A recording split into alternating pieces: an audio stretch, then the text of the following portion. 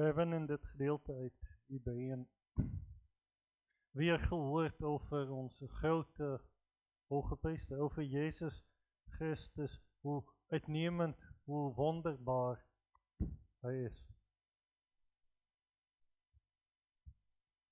In die Hebreeën boek doet de skrywer veel om ons te herinneren aan hoe dichtbij Jezus komt, hoe hy zich volledig vereenselwigt met de mense, hoe hy echt de laagste plaats ingenomen heeft, hoe hy toegankelijk is, hoe hy dichtbij is, hoe wij tot hem kunnen komen, omdat hy ons wil helpen, omdat wij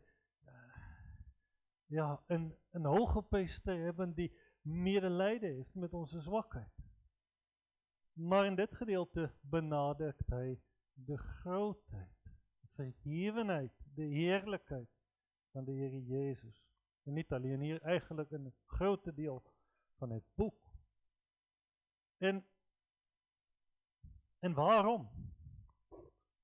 Hij zegt in vers 26 van hoofdstuk 7, want zo'n hogepriester hadden wij nodig. Heilig, onschuldig, onbesmet, afgescheiden van de zondaars en boven de hemelen verheven. Waarom hebben wij zo'n hogepriester nodig? Hebben wij niet juist een hogepriester nodig die heel veel sympathie heeft met onze zwakheid? Is iemand die zo hoog en verheven is en afgescheiden van de zondaars en boven de hemelen verheven is hij niet een beetje te ver? Moeten wij niet veel meer nadruk leggen op zijn barmhartigheid, op zijn ontferming, dat je kan komen zoals je bent? Hebben wij niet juist vooral een hogepriester nodig die hier aan onze kant, in onze zwakheid, in onze zonde, in onze onreinheid bij ons is? Waarom hebben wij juist een hogepriester nodig die zo hoog en zo verheven, zo ontoegankelijk bijna is, niet ontoegankelijk, zo transcendentaal, zo groot, zo heerlijk? Om dat te begrijpen, moeten wij vooral letten op vers 1 van hoofdstuk 8. Zo'n hogepriester hebben wij, een die zich heeft gezet aan de rechterhand van de troon van de majesteit in de hemelen. En hier moeten wij beginnen. Daar is een majesteit in de hemelen. Er is een enorme probleem vandaag in de kerken over het algemeen, en dat is dat mensen zo klein denken over God. Het is maar jouw God, het is maar jouw opinie, en daar zijn allerhande andere mensen met andere opinies en andere levensovertuigingen. En die verkeerde gedachten komen ook binnen in de kerken. Mensen hebben zo'n traag mij niet-achtige houding over de Heer. Alles is zo licht. Er is nooit meer een besef van het gewicht, van het grootheid, van de heerlijkheid van Hem met wie wij te maken hebben. Maar omdat wij veranderd zijn en licht geworden zijn en zoveel lichte liederen zingen, ik zeg dat nou niet over de liederen van vanochtend, maar over de liederen in het algemeen, zo licht. Iemand heeft gezegd, in Amerika is de algemene religie moreel-therapeutische deïsme. Wat bedoelt hij? Wel, ja, deïsme is zo'n gedachte, ja, daar is een God die alles gemaakt heeft. En ja, een beetje moreel, we moeten wel een beetje goed leven, maar vooral therapeutisch. Vooral daar om jouw leven beter te maken, je te helpen als je het moeilijk hebt. Vooral daar iemand die een beetje klaar staat om het toch allemaal voor jou een beetje beter te maken. En als het niet meer werkt voor jou, ja, dan verander je van religie, van die andere kerk. Je gaat alleen iets zoeken dat voor jou hoop geeft. En als het voor jou werkt, dan is dat leuk.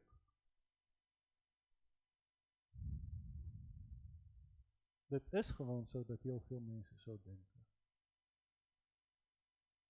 Maar dat is helemaal niet de waarheid. De waarheid is, daar is een majesteit in de hemelen.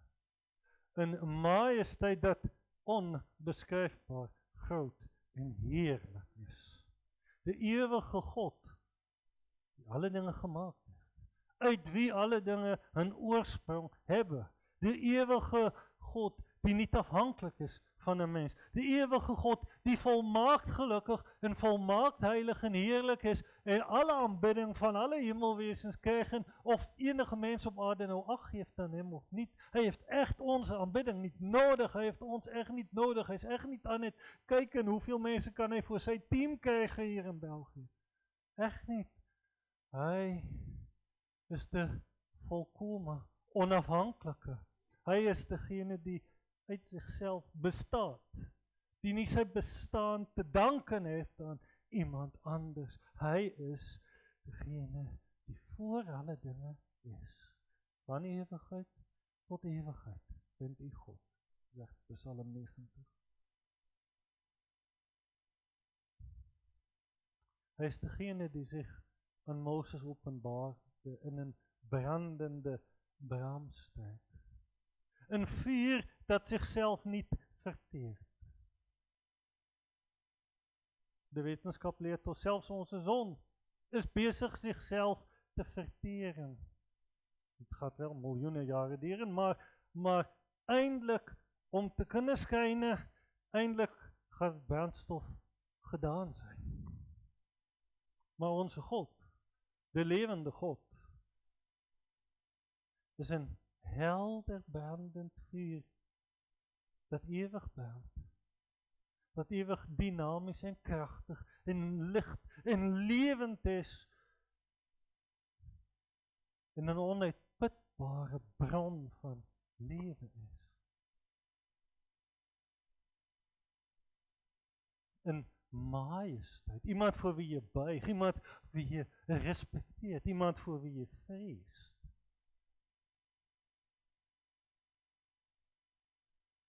Niet alleen een grote en een heerlijke majesteit, maar ook een heilige majesteit. Jesaja 33 zegt, de zondaren in Zion zijn verschrikt en de huichelaars vrezen.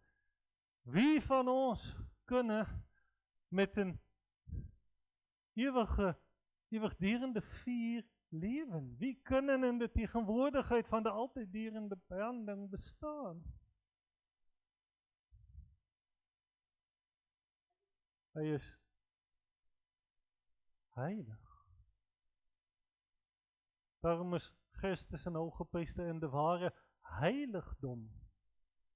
Mense gebruiken heiligdom, ja, dan denken ze misschien aan een katholieke kathedraal of misschien aan een tempel in het Oude Testament. Ja, gewoon zo'n stukje en hier moet je een beetje meer eerbiedig doen. Nee, waar God is het heilig. Christus is een priester in de ware heiligdom, want het is een heilige majesteit. Het is een majesteit die niets in zich heeft dat de zonde leuk vindt. Je bent misschien geneigd om te lachen over een vieze mop of iets duisters of donkers. Het heeft misschien iets aantrekkelijks voor jou. God is helemaal het tegenovergestelde. Niets dat vuil is, niets dat onrein is, niets dat slecht is, niets dat onjuist is enigszins mooi in zijn aangezicht, maar verachtelijk, verwerpelijk. Want het is verkeerd. Het botst met zijn karakter van volkomen heiligheid. Hij is volkomen rechtvaardig. Recht en gerechtigheid zijn de fundamenten van uw troon, zegt de schrift weer en weer. Zijn heerschappij over alles, zijn majesteit is gegrond in zichzelf, maar hij is rechtvaardig en hij doet juist. Er is geen onjuistheid erin, geen onrecht, geen kromheid, geen vlekje of smet van duisternis. Hij is licht en in hem is er in het geheel geen duisternis. Dit is de majesteit in de hemelen. Luister naar Psalm 97. ek wil dit gewoon 'n bietjie aan u voorhouden, dat wij mogen beseffen wie God is. Our God is an awesome God. En dat is niet awesome zoals het vandaag gebruikt wordt. Hij is ontzagwekkend. Hij is niet onze gelijk. Hij is iemand in wiens tegenwoordigheid je niet kan komen. Niet alleen door je zonde, zeker, dat speelt een rol, maar gewoon vanwege wie hij is. Hij is God en jij bent dat niet. Hij is groot. Hij is eeuwig. Hij is helemaal anders dan ons. De zondeloze. Dat is zo merkwaardig. En Jesaja zegt, de zondeloze hemelwezens bedekken een aangezicht voor hem. Hoeveel te meer zullen wij, die in zonde geboren zijn, die de duisternis lief hebben, hoeveel te meer zullen wij beseffen dat wij niet onze hoofd durven opheffen naar hem. Want hij is heilig. Psalm 97. De Heere regeert. Laat de aarde zich verheugen en de vele kustlanden zich verblijden. Donkere wolken zijn rondom hem. Gerechtigheid en recht zijn het fundament van zijn troon. Vuur gaat voor zijn aangezicht uit en zet rondom zijn tegenstanders in vlam. Dus heel veel mensen, heel veel zingen van ik heb je lief en ik zie visioenen van je en ik weet niet wat alles, die dit niet geloven, die niet beseffen. Vuur gaat voor zijn aangezicht uit en zet rondom zijn tegenstanders in vlam. En mens, weet je wat is het probleem? Romeinen 8 sê, wat het vlees bedenkt, is vijandskap tegen God. Kolossense 1 zegt, jullie die voorheen vijandig gezind waren, zoals blijkt uit jullie boze werken, zonder wedergeboorte, zonder echt de Heere te kennen, ben je vijand van God, ben je tegenstander van God. Want jij zegt, hij is niet koning, ik ben koning. Hij heeft dit niet voor het zeggen, ik heb het voor het zeggen. Je bent tegenstander van de levende God, maar vuur gaat voor zijn aangezicht uit en verteert. En zet zijn tegenstanders rondom in vlam. Vers 4, zijn bliksemflitsen verlichten de wereld, de aarde ziet ze en beeft. De bergen smelten als was, voor het aangezicht van de Heere, voor het aangezicht van de Heere van heel de aarde. De berg Sinai lag daar in de woestijn, sterk en groot en posante berg. En toen de Heere kwam, toen moest die berg beven. De bergen, de machtige bergen, kunnen niet standhouden als de levende God zich manifesteert. Vers 6, de hemel verkondigt zijn gerechtigheid. En alle volken zien zijn heerlijkheid.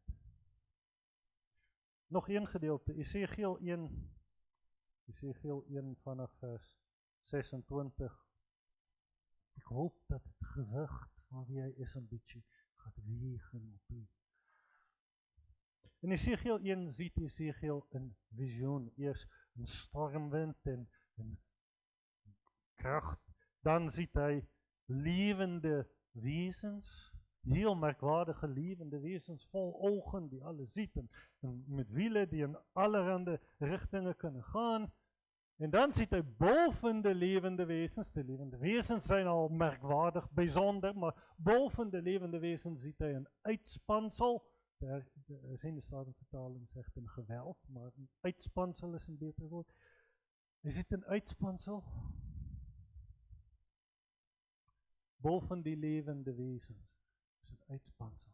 En boven dat uitspansel, het gaat omhoog, het gaat omhoog, het gaat omhoog. En eindelijk in vers 26 komen wij hier. En boven het gewelf, dat boven een hoofde was iets met het uiterlijk van een saffiersteen. Iets wat leek op een troon. En daarboven, op wat op een troon leek, was iets wat leek op een mens. let op hoe voorzichtig Ezekiel is. Hy wil nie sê, ja, hy sê iets dat leek op 'n troon, en bovenop dat troon, iets dat leek op 'n mens. En toen zag ek iets als de skittering van edelmetaal, rondom van binne, als het uiterlijk van vuur. Vanaf datgene wat eruit zag als sy heupe naar boven, en vanaf datgene dat eruit zag als sy heupe naar beneden, zag ek iets als het uiterlijk van vuur met een lichtglans eromheen. Ezekiel ziet boven de levende wezens, boven de uitspansel, boven dat grote saffieren troon, daar bovenop iemand dat lijkt op een mens. En het is vuur, en het is lichtglans. Sy hele wese is vuur en lichtglans. Zoals het uiterlijk van de regenboog, die in de wolken verschijnt op de dag van de regen, zo was het uiterlijk van de lichtglans rondom. Het was de verschijning van de gedaante van de heerlijkheid van de Heer. Dus hij is prachtig, want het is zoals een regenboog. Het is prachtig en bekoorlijk begerenswaardig, iets moois. God is groot en machtig, maar hij is heerlijk en prachtig, hij is mooi. Zoals een regenboog dat schittert, maar tezelfde tijd een vuur van heiligheid, van heerlijkheid dat brandt. Hij zegt, dit was de verschijning van de gedaante van de heerlijkheid van de Heer. Want snap dit goed, Ezekiel ziet niet de heerlijkheid van de Heer. Hij ziet alleen een beeld van de heerlijkheid van de Heer. Hij ziet alleen een manifestatie in fysieke termen van dingen die wij kunnen begrijpen, zoals vuur en regenboog, dingen die je op een manier kunt plaatsen in de schepping, die op een manier wel nog te vergelijken is met iets dat wij kennen. Dat ziet hij.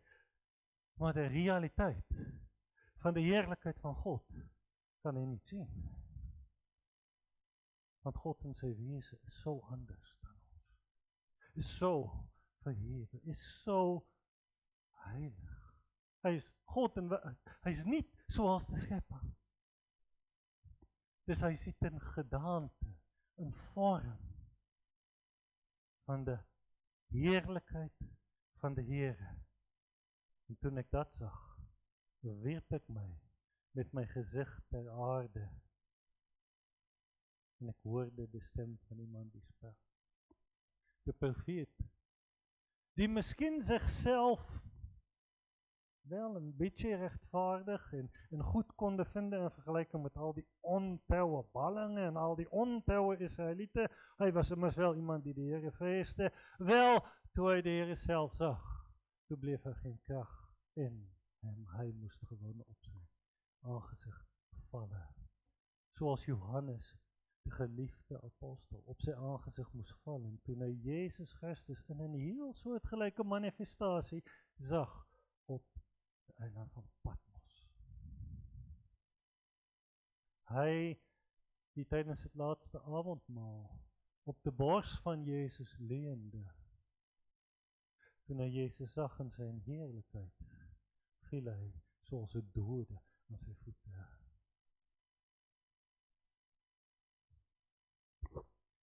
Dit is iets van de majesteit die in de hemel is. De majesteit met wie wij te maken hebben. Een laatste skrif uit 1 Timotheus 6. 1 Timotheus 6 vers 15 en 16. De zalige en alleen machtige Heere, de koning der koningen en Heere der heren, zal hem, dat is Christus, op zijn tijd laten zien. Hij die als enige onsterfelijkheid bezit en een ontoegankelijke lucht bewoont, hem heeft geen mens gezien en niemand kan hem ook zien. Hem zij eer en eeuwige kracht. Amen. De zalige en alleen machtige Heer. De koning der koningen, de Heere der heren. Hy die als enige onsterflikheid besit en in ontoeganklike lig bewoon. We hebben gezongen, Heer, ek wil komen uit de schaduw win, in uw heerlijkheid. Want waar wij wonen, is land van schaduw en diepe duisternis.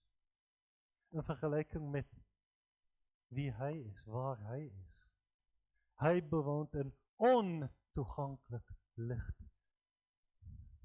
Ezekiel ziet een gedaante van zijn heerlijkheid, daar hoog, daarboven, en Ezekiel weet, al kon ik vliegen, al kon ik tot daar klimmen, ik durf daar niet komen. Ik kan daar niet komen, want hij is niet zoals ik. Hij is heilig. Hij is een majesteit. Ik bedoel, ik weet dat het zo is. Hier in België stelt de koning en het koningshuis niet heel veel voor. In Nederland zeker een beetje meer, in Engeland zeker een beetje meer dan hier. Maar zelfs hier kan jij als gewone burger niet gewoon bij de koning binnenwalsen. En dat is maar echt een heel kleine koning in wereldse termen. En hier hebben wij te maken met de absolute, soevereine God, die echt heerst over alles. En de vraag is, hoe kan ik dan ooit bij hem komen? Maar ik wil het benadrukken dat we nodig hebben om te weten wie de Heer is. Want als wij niet weten wie de Heer is, dan begrijpen wij het evangelie niet. Als we God zo klein maken, dan maken wij het werk van Christus zo klein. Als je een bumpersticker ziet, smile, Jesus loves you, dan denk je, ja, dat hoort zo, want ja, ik bedoel, ik ben immers nogal wat. Arme Jezus die daar staat, kloppen op de deur van mijn hart, ja, als hij groot en machtig was, dan kon hij zeker iets doen aan dat deur, ja. En zo zijn er allerhande waanbeelden. Zo hebben wij God zo klein gemaakt. Ik ga op zijn skoot zitten. Abba Vader, ik ga op zijn skoot zitten en hij gaat met mij praten en het is allemaal lieflijk en prachtig en makkelijk. Maar van God dat een verterend vuur is, dat u bij en op, dat zegt onze God is een verterend vuur. Daarmee houden mensen geen rekening mee. En het gevaar is dat je gewoon een afgoderij vervalt. Het is gewoon dat grote bediende in de hemel. Dat grote hulp in de hemel. Als ik het moeilijk heb, dan moet hij iets doen. Nee, hij is de koning der koningen. Hij is de heilige en de heerlijke. We hebben nodig om hem te kennen. Om te beseffen, daar is een majesteit. Een soevereine, heilige, verheven, eeuwige majesteit. In de hemelen. Dat is het eerste punt. Dat is waar het evangelie begint. Een God die alle macht over je heeft. Een God die alle autoriteit over je heeft. Een God die alle recht over je heeft. Om met je te doen zoals hij wil. En de Bijbel zegt dat. Als de pottenbakker van een stuk klei iets wil maken dat mooi is, dat waardig is, dat edel is, dan kan hij dat doen. En als hij iets voor algemene gebruik wil maken, dan kan hij dat ook doen. Hij heeft het recht om met je te doen wat hij wil. Hij hoeft zich niet aan je te verantwoorden. Hij is God. Hij is soeverein. Hij heeft ons niet nodig, maar wij hebben hem nodig. Dat is een beetje het achtergrond om dit gedeelte naar waarde te kunnen achten.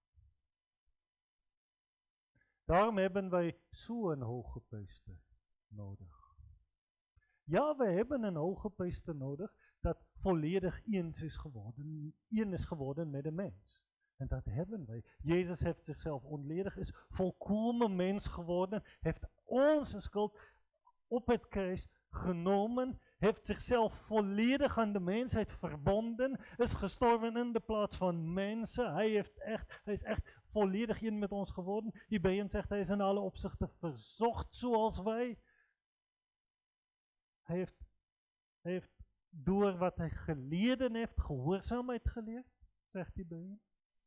Echt, hij is laag gekomen, hij is dichtbij gekomen, hij is nabij gekomen. Echt. Maar, dat is niet al dat wij nodig hebben. Nee, wij hebben vooral een hoge priester nodig dat afgescheiden van de zondaars en boven de hemelen verheven is. Want wij hebben iemand nodig die ons hier van het duisternis, van de kleine lage plaats, van hier op aarde, waar wij woelen en worstelen en vechten tegen de Heer, die ons van hier kan transporteren, kan nemen naar de eeuwige God. Kan nemen daar waar Ezekiel niet kan komen. Kan nemen daar waar geen seraf of hemelwezen durft te komen. Wij hebben iemand nodig die ons naar de eeuwige vuur kan nemen. Iemand nodig die ons in de tegenwoordigheid van de allerheilige God kan brengen.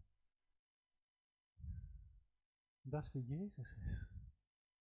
Hij was volledig mens, maar hij is dezelfde tijd volledig God. Vers 28, de wet stelt mensen aan. Zwakke mensen, mensen vol zonde. De hoge priesters, vers 27, moesten eerst voor zichzelf offeren. Want ze waren wel hoge priesters met imposante gewaden en een heel... Ik bedoel, ze konden gewoon heel de dag in de tempel leven en met de dingen van de Heer bezig zijn. Zij konden wel heilig zijn, alleen ze waren niet heilig. Zij moesten eerst voor zichzelf offeren. En dan voor het volk. De wet, dat is het Oude Testament, stelt mensen aan die zwak zijn, die zondig zijn, als hoge priester. Maar het woord van de eed, dat is het eed uit Psalm 110, dat de Heer gezworen heeft, u bent priester voor eeuwig naar de orde van Melchizedek. Dat is vroeg in het hoofdstuk, wij gaan daar niet op in. Het woord van de eed, dat na de wet gekomen is, stelt de Zoon aan. Stelt een aan met een heel andere karakter en wezen als wij. De Zoon van God. Hij die één met God de Vader is. Hij die hetzelfde aard, karakter, wezen als God heeft. Niet gewoon een mens zoals wij. Ja, volkomen mens zoals wij, maar volkomen God. De Zoon die tot een eeuwigheid volmaakt is. Zo'n hoge priester. Een hoge priester die hemel en aarde kan verzoenen. Een hoge priester die God en mens kan verzoenen. Een hoge priester die de heilige en zondaren kan verzoenen.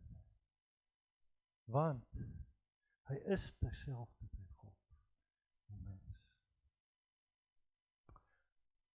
Hij rekent af met onze zonde, want hij brengt een volmaakte offer. Weer vers 27. Want dat heeft hij voor eens en altijd gedaan toen hij zichzelf offerde. Hij zegt het ook weer later in dit boek. Een offer voor de zonde. Niet nodig herhaaldelijk een offer voor de zonde te brengen. Hij heeft eens een volmaakte, voldoende offer gebracht.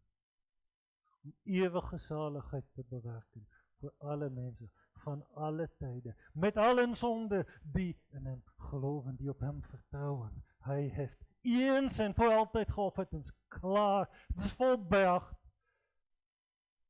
Het is afgehandeld. Maar zelfs als de zonde weggenomen was, hadden wij nog steeds het probleem. Ja, wij kunnen niet gewoon bij God komen. De heilige serafs van Johannes, Jesaja 6, die kunnen niet gewoon bij God komen. Ze roepen dag en nacht uit, heilig, heilig, heilig is de Heer God Almachtige. Maar ze moeten hun aangezicht bedekken. Maar Jezus doet iets voor de mensen. dat hy niet vir die engele gedaan het. Die Bybel leert ons, die engele die gesondigd het, heeft hy niet gespaard. Dat is 2 Petrus 2. De engele die gesondigd hebben, heeft hy niet gespaard, hy heeft ten overgeleverd. Die ketene van duisternis om bewaard te worden voor het oordeel. Mens besef hier, een engel die mist, een engel die ongehoorzaam is, een engel die tegen de wil van God ingaat, het is voorbij voor hem. God is aan geen mens en aan geen engel in tweede kans verskuldig. Wij zijn net verschuldig aan hem om naar hem te luisteren, om hem te gehoorzamen, want hij is God, hij heeft alle autoriteit en gezag en macht. En hij behandelt de engelen rechtvaardig. De engelen die zondigen, worden gestraft. Gaan naar het verderf. Maar voor de mensenkinderen, die zonde indrinken zoals water, voor de mensenkinderen heeft hij iets anders gedaan. Heeft hij zichzelf gegeven aan een kruis. Heeft hij onze zonde op zich genomen, heeft hij de toren van God, de rechtvaardig oordeel van God over onze zonde op zich genomen, aan het kruis gedragen in zijn lichaam. Hij heeft uitgeroepen, mijn God, waarom heeft u mij verlaten? Opdat wij niet door God verlaten hoeven te worden.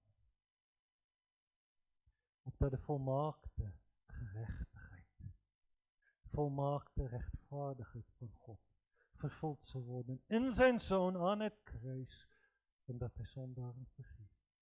Niet omdat wij het verdienen, niet omdat wij enige recht daarop hebben, maar omdat Jezus een volmaakte offer gebracht heeft. En daar is niet alleen het probleem van de gedane zonde. Het is niet alleen het probleem van, ja, wij hebben gemist in het verleden.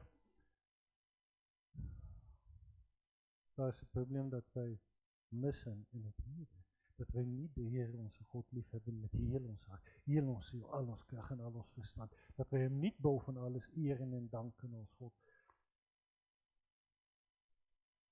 Maar ook daar is Jezus voldoende.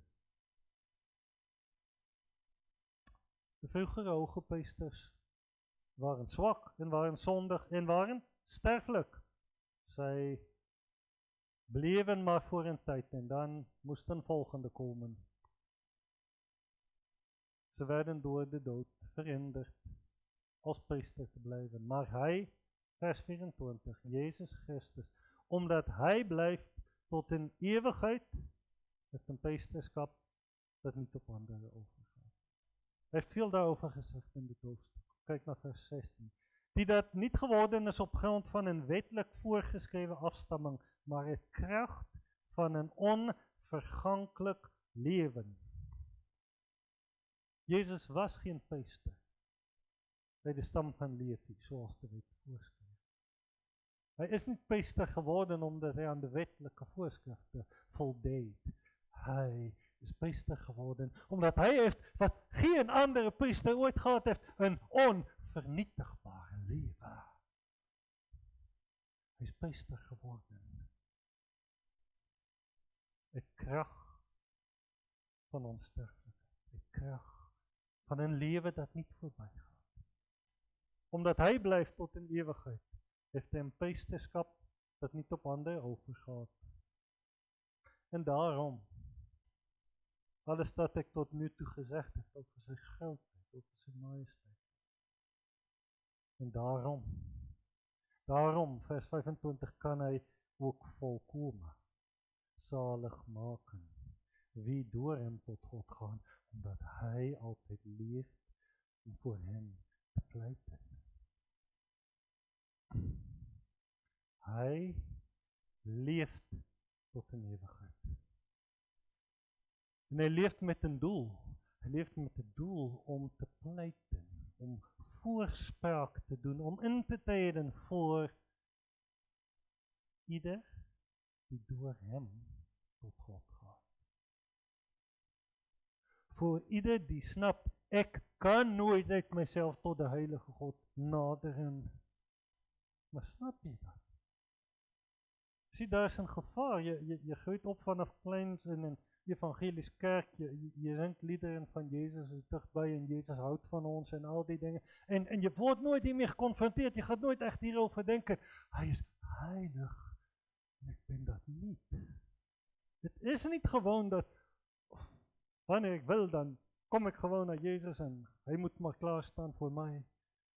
Dat is helemaal niet normaal nie. Hy is die grote, heilige koning over alles. Hoe kan ek tot hem naderen? Maar ja, wij mogen, wij kunnen. Want Jezus Christus is binnengegaan in het heiligdom. In de ware heiligdom, niet in een kerk, niet in een gebouw, in de ware heiligdom waar God zelf is, waar alles heilig is, waar geen sonde binnenkomt, waar niets vuils en besmet en onrein ooit kan binnenkomen, waar vuur van de heiligheid van God gewoon alles verteert en vernietigt dat onheilig is. Je kan daar niet binnenkomen, dit is onmogelijk. Maar daar is Jezus binnengegaan, want hij is onbesmet, onschuldig, heilig. Hij is het heiligdom van God binnengegaan. En niet eenmaal om een offer te brengen en weer daaruit te gaan, dankbaar dat hij nog leeft, zoals de hoge priesters van het Oude Testament. Nee, hij is eenmaal binnengegaan in het heiligdom om voor altijd bij God te blijven. En om in te treden, om te pleiten voor zijn gelovigen en om ieder die door hem tot God gaat, tot daar. In zijn heiligheid te brengen. En in zijn heerlijkheid te doen delen. In eeuwige tegenwoordigheid van God. In eeuwige leven en eeuwige heerlijkheid met hem te zijn. Hij leeft altijd om te pleiten voor zijn gelovigen en daarom kan hij volkomen zalig maken. Hij kan redden tot de uiterste. Volkomen, volledig, geen gebrek. Als je denkt dat je de doop nodig hebt of biddieren nodig hebt of enig iets anders nodig hebt, een beetje religie moet toevoegen, een beetje je goede werken moeten toevoegen aan Jezus Christus en zelf, dan begrijp je gewoon niet wie hij is. Hij maakt volkomen zalig, hij alleen op grond van zijn offer, op grond van zijn eeuwige intrede voor ons, maakt hij volkomen zalig, wie door hem tot God gaat. Jij hebt niets en niemand anders nodig, je hebt vooral niet je eigen werken en prestatie en merite nodig, je hebt Jezus Christus alleen nodig. Als je door hem tot God gaat, word je gered, volkomen zalig, gered tot de uiterste. Zo'n hoge priester hebben wij. Dat is wat hoofdstuk 8 vers 1 zegt. De hoofdzaak van de dingen waarover wij spreken is dit. Zo een hoge priester hebben wij. Prijs de Heer. Heb je al je zonde, je onvermogen, je totale onvermogen om bij God te komen, gewoon echt in de gezicht gekeken? Heb je al echt gezien wie je bent? Hoe ver je tekort komt aan de heerlijkheid van God. Dat het niet een beetje missen is. Maar dat je geen mogelijkheid hebt met jezelf. Om ooit dicht bij deze heilige God te komen. Om ooit te voldoen aan zijn standaard. Als je beseft dat hij heilig is. En dat jij onheilig bent. Dan is er goed nieuws. Heb je je vertrouwen alleen op Christus gesteld? Of is het, ja, Jezus heeft mooie dingen gedaan en ik ga een goed leven leven. Als ik je in de middel van de nacht wakker maak en zegt, wat is je hoop? Kan je dan zeggen, mijn enige troost, mijn enige hoop is dat ik aan Jezus Christus poort. Hij heeft voor mij voldaan. Of ga je zeggen, ja, ik heb naar de kerk gegaan, ik heb goed mijn best gedaan. Waar ligt je hoop? Op wie vertrouw je? Want enige hoop buiten Jezus gaat je beskamen. Gaat je leeg laten. Gaat eendag blijken zand en as te zijn. Gaat instorten voor de heiligheid van de verterende vuur van de heilige God. Daar is alleen één die waardig is om te staan voor hem. En alleen degenen die in Christus Jezus zijn, staan met Christus voor God. Alle anderen moeten verteerd worden. Want de heilige God moet een einde maken aan alle onheiligheid. Maar ga door Christus. Vertrouw alleen op Christus. En red niet jezelf, maar werp jezelf in de armen van Jezus Christus, van deze hooggepreeste, en je wordt gered, je wordt volkomen zalig gemaakt. Laten wij dan door hem altijd aan God een lofoffer brengen. Niet uit onszelf. Niet op grond van onze werken, niet op grond van ik ben geestelijk gevorderd en ik zie nou neer op de ander, maar alleen door hem, die alles voldaan heeft, die leeft tot in eeuwigheid. Laten wij zijn grootheid zien, laten wij met vrijmoedigheid van hem getuigen. Wij zijn zo zwak in de wereld, wij zijn zo zwak in België, want wij beseffen niet wie God is. Daar is te weinig tyd in gebed, daar is te weinig mense die voor het aangezicht van de Here vertoeven. Om te weten dat deze dinge niet een geklap van iemand is, of mooie woorde of ideeën zijn, maar in werkelijkheid. De levende God is een heilige werkelijkheid. En Jezus Christus is opgestaan uit de dood en sy Heilige Gees maakt hem bekend en geef kracht om van hem te getuigen, maar dan moeten wij echt ons richten op hem, die boven alles is. Laten wij door hem op God de lofoffer brengen. En als je nog niet door Christus tot God komt, doe dit dan nou, buig dan nou. Je gaat echt niet ontvluchten. Je gaat echt niet om de heilige majesteit heen komen. Het gaat echt niet oké zijn, alright zijn op een andere manier. Het is alleen door Jezus Christus. Maar door Jezus Christus is het volkomen en zeker. En mag je jubelen en juichen en de Heere loven en prijzen, want onze hooggepreeste is volmaakt. Hij heeft de volmaakte offer betaald en hy gaat nooit het werk van sy hande laten varen. Sy intijde, sy pleiten vir ons gaat voor altyd voldoende zijn. Hy brengt ieder die hem toevertrouwd is tot in sy ewige heerlijkheid en laat hem voor ewig delen in sy heerlijkheid. Zullen wij hem loven en aanbidden en waardig wachten. Laten wij bidden. O Jezus Christus, U bent zo groot. Ik dank U dat U my heil geworden bent. En ik dank U voor ieder hier die mag getuigen zoals de psalmdichter, dat de Heere self en tot heil is geworden. Maar Here, geef dat niemand lig geraakt weggaat, dat niemand weggaat zonder te beseffen hoe heilig en hoe heerlijk en hoe groot U bent, o Heere God. Ek smeek om Uw geest om die dinge voor ons werkelijkheid te maken, dat wij mogen beseffen Uw glansrijke, onbeschrijfelijke majesteit. En dat ieder zal weten, my onheiligheid, my onreinheid kan gewoon niet bestaan in Uw tegenwoordigheid. En wilt U dan degene die nog niet vrede gemaakt hebben met U, zicht geven op Uw Zoon, zicht geven op de volmaaktheid van sy offer, volmaaktheid van sy leven, van sy bediening nu, dat ze door hem tot God zullen gaan en eeuwig behouden zullen worden. Wilt U geven dat ieder die het niet meer nou neemt, die lichtelijk met de zonde of met de wereld omgaat, wakker mogen schrikken.